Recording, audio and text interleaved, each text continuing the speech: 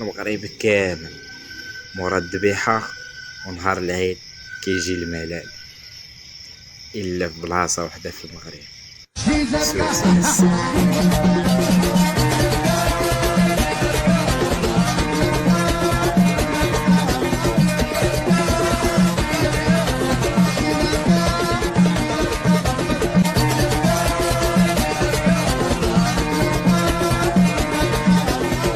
ما غتشوفوا في حتى شي بلاصه في حتى شي موند وما غتفهموا حتى شي دوله وبحتى شي لونغ. بيلماون.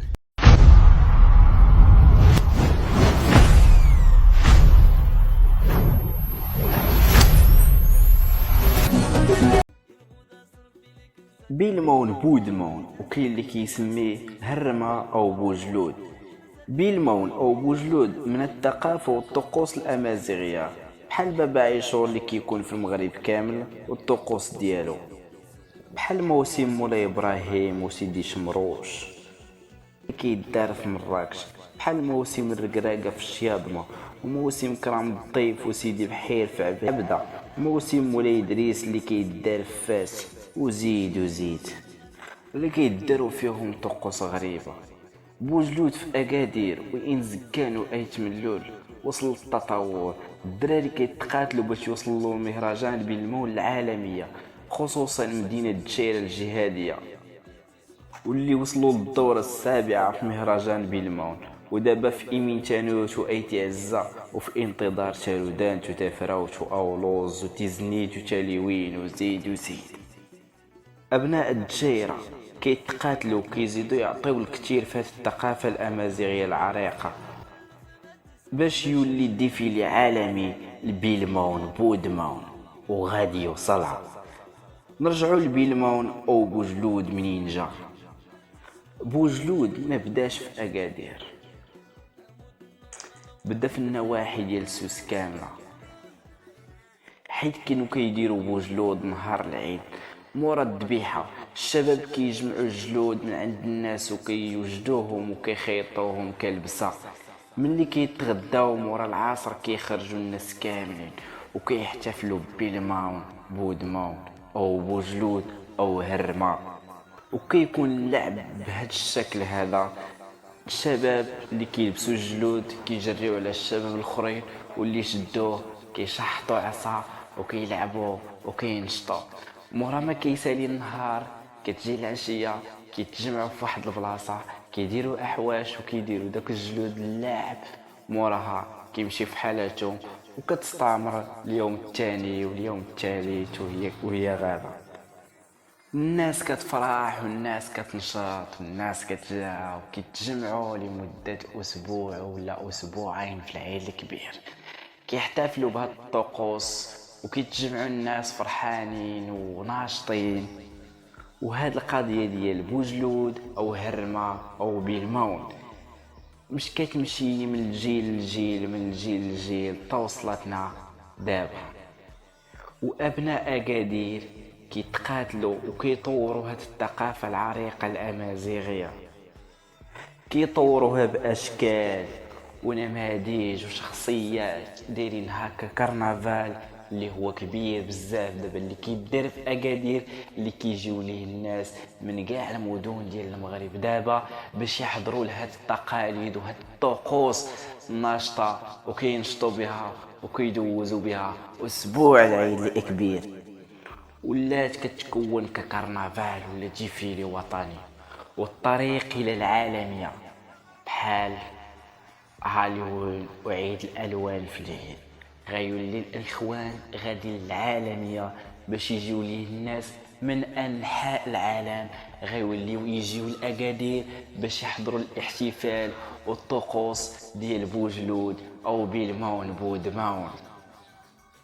والاخوان هاد التقاليد راه ما كايناش غير في سوس، وانما جزر الكناري الاسبانيه كيحتفلوا بهاد الطقوس ديال بيلمون بودمون، حيث انهم كانوا نفس الشعوب الامازيغيه ديال سواسه وديال النواحي ديال ورزازات ودوك النواحي كامل. الاخوان كانوا كيحتفلوا بهاد التقاليد هادو ديال بوجلود، وباقي لحد الان الناس راه في الدواور ديال النواحي ديال سوس راه باقي كيديروا بوجلود نهار العيد، ولكن ماشي بهذه الطريقه ديال اكادير، وانما كيديروا الطريقه فاش كيذبحوا كيلبسوا دوك الجلود بحال هكاك، موراها كيدوش الاخوان.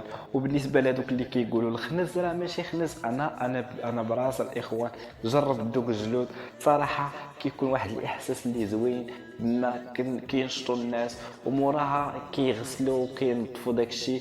ولكن في اكادير دابا طور داكشي ولاو الجلود كيدبغوهم، ما كتكون فيهم الريحه، ولو كيكون اشكال زوينه ونماذج وشخصيات، وكيحتفلوا بهذا الشيء في مدينه اكادير، وخصوصا في الدشيره الجهاديه اللي طورات بوجلود اللي غتوصلوا لديفيلي عالمي ان شاء الله.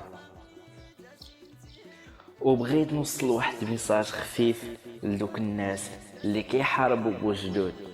اول حاجه سيروا حاربوا قزاحيين، وحاربوا داك الفايج والفاسقين والمشعوذين اللي كيقدموا الشعوذه وكيديروا الضرر للانسان، وحاربوا الفاسدين وشحال ديال الحوايج اللي كيضروا المجتمع لضرر كبير وتا شي واحد ما كيهضر عليها.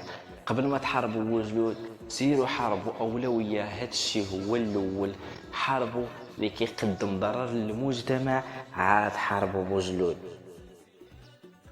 بوجلود اللي كيجمع الناس، كينشطوا كيفرحوا بيناتهم، كيكون التسامح بين الناس، ماشي بحال قزاحيين وداك الشيء بلا ما نبقاو ندويو عليه، حيت اصلا الفيسبوك كيسينياليو الروبو ديال داك الشيء، قزاحيين ودوك اللي كيطلبوا بالحريات الفرديه اللي كيقدموا الضرر للابناء ديالكم، الابناء ديالنا الصغار كيتربوا على داك الشيء. نحاربوا هذا الشيء قبل ما نحاربوا واحد الحاجه اللي هي زوينه اللي كنشطوا بها، ما كتقدم لنا حتى شي ضرر، يعني ما كتقدم لنا حتى شي ضرر في الصحه ديالنا في سميتو ديالنا، يعني داك الشيء كيكون نهار كيكون سيمانه كيدوز كيمشي ثاني كنتسناوه ثاني حتى العام الجاي. اذا الاخوان وصلتوا هنا، الناس اللي كتفرج في هذا المحتوى هذا، الناس اللي كتفرج في هذا الباج هذا ديال بارلويستي، ما تنساش دير واحد لايك وكومونتير وبارطاجي مع الناس الاخوان، بارطاجيو الماكسيموم باش توصل بزاف ديال الناس، وطلع على الباج ديالنا لبزاف ديال الناس وتكبر لعائله بارلويستي.